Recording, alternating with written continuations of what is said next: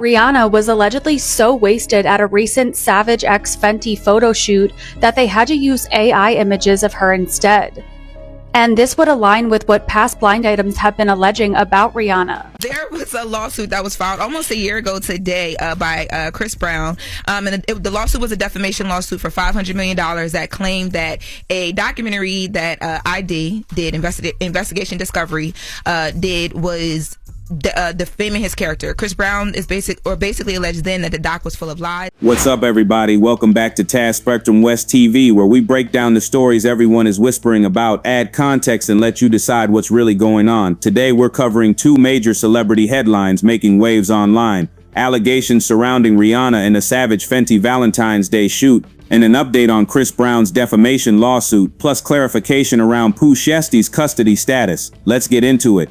A blind item has been circulating online alleging that the global superstar showed up to a Savage Fenty Valentine's Day photo shoot in such a condition that the images from the shoot were allegedly unusable. According to the blind item, instead of postponing the shoot, the brand allegedly chose to use AI-generated images, essentially creating a digital version of Rihanna for the campaign. The blind item describes a foreign-born permanent A-list singer who was reportedly too impaired during a shoot for her own brand. Many online immediately assumed the description pointed to Rihanna, given the timing and the fact that Savage Fenty is closely tied to her image and leadership. Now let's pause here. Rihanna was allegedly so wasted at a recent Savage X Fenty photo shoot that they had to use AI images of her instead. And this is one of those images. And this would align with what past blind items have been alleging about Rihanna: that she allegedly sleeps all day, uses substances, and then goes out all night and barely ever sees her kids. And that A$AP Rocky likes to keep her on substances so that he can control her. And the blind item reads, the permanent A-list foreign-born one-name singer was allegedly so intoxicated during a shoot for her new line that the final images relied on AI versions of her instead. And again, this is allegedly Rihanna and her Savage X Fenty Valentine's Day shoot. And the related headline reads, Savage X Fenty transforms Rihanna into the goddess of love for Valentine's Day. Love is officially in the air as Valentine's Day approaches and we're all searching for a little something to tease and please. Rihanna has got us sorted with the latest Savage X Fenty V-Day lingerie collection. This is important to clarify. Ran on their days of wrenching on Barady is no official confirmation. Rihanna and her team have not responded publicly. That said, people are reacting strongly because Savage Fenty is Rihanna's empire. This brand played a massive role in her billionaire status, and she has always been portrayed as hands-on, intentional, and image-conscious. Which is why some fans are asking, ran on their dash and two-man sushies, why rely on AI instead of the real Rihanna? And is this a one-off situation or something deeper? Supporters have been quick to defend her, pointing out that Rihanna Nardashton, a mother of three. She balances motherhood, business, fashion, and music, and she has significantly stepped back from the party lifestyle she once openly embraced. Others, however, argue that showing up compromised to your own business shoot, if true, would be alarming, especially for a brand so dependent on her presence. Again, no facts have been confirmed. This is strictly speculation based on a blind item, but the conversation has taken on a life of its own. Now let's shift gears. Chris Brown filed a $500 million defamation lawsuit nearly a year ago against Warner Bros. Discovery and Ample Entertainment, the production company behind an Investigation Discovery documentary.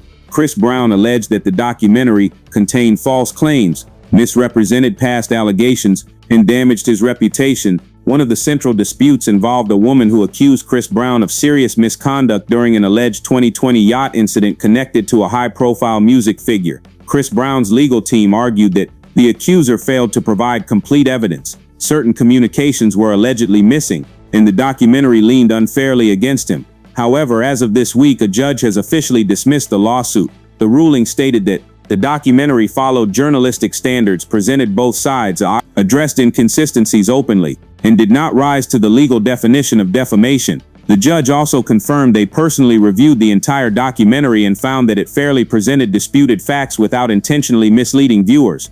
Defamation cases are notoriously hard to win, especially involving public figures, and the court ultimately did not side with Chris Brown in this instance.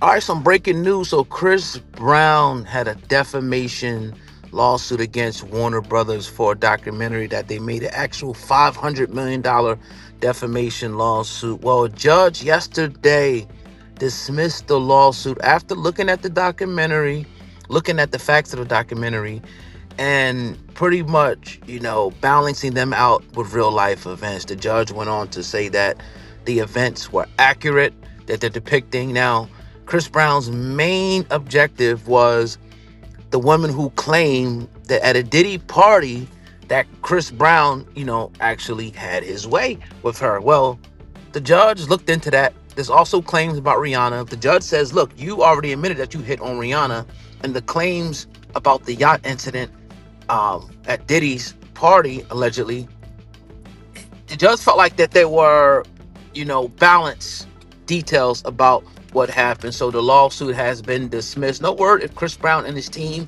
are going to actually, at this point, appeal the decision. I'm not mad at Chris Brown for doing this, but hey, man, when the judge rules, the judge rules. So let me know what you got. The lawsuit was a defamation lawsuit for $500 million that claimed that a documentary that ID did, Investigation Discovery, did was defaming his character. Chris Brown is basically alleged then that the doc was full of lies and deception. Now, a judge, as of yesterday, has dismissed this lawsuit against Warner Brothers, Discovery, and Ample Entertainment, who is the production company. And what the judge is saying is that the documentary did its fair job in compiling, using journalistic standards to compile information to fairly present both sides.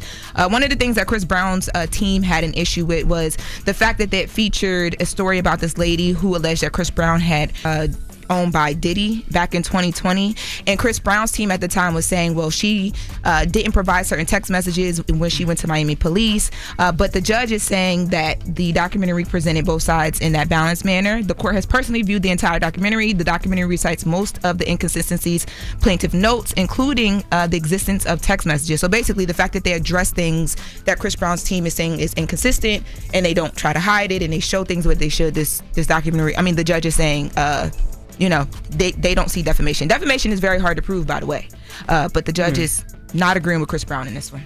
Lastly, there has been confusion online regarding rapper Pu Shiesty. Despite viral rumors, Pu Shiesty is not currently in police custody beyond what has already been publicly addressed in his ongoing legal matters. No new arrest has occurred, and misinformation has been spreading rapidly on social media. The reaction to both of these stories highlights something much bigger than Rihanna or Chris Brown individually. It exposes how celebrity culture, media consumption, and digital speculation have collided in a dangerous way. Starting with Rihanna, blind items have always existed, but in the era of AI, they hit differently. The idea that a brand could allegedly replace its founder with a digitally generated version touches on a deeper anxiety people have about authenticity, transparency, and image control. Rihanna has spent years carefully reshaping her public persona from pop rebel to fashion mogul to mother. Fans feel protective of that evolution, so when a narrative suggests irresponsibility, it clashes sharply with the image people believe she has grown into.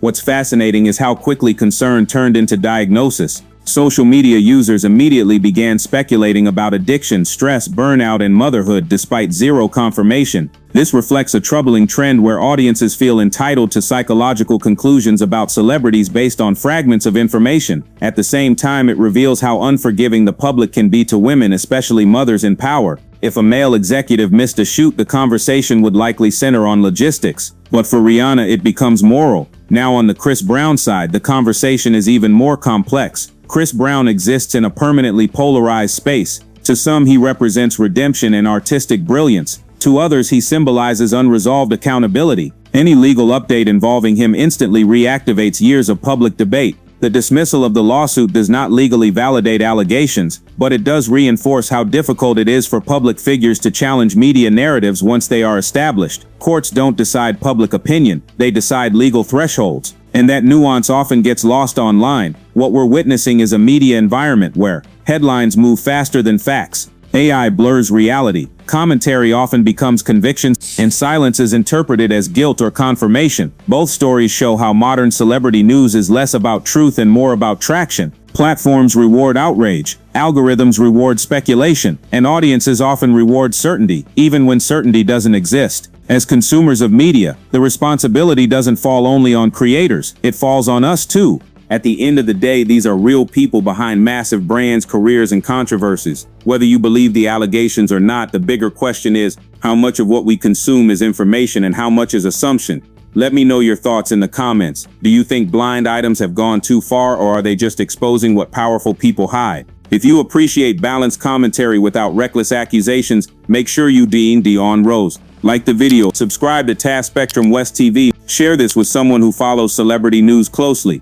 We don't just chase headlines here, we break them down.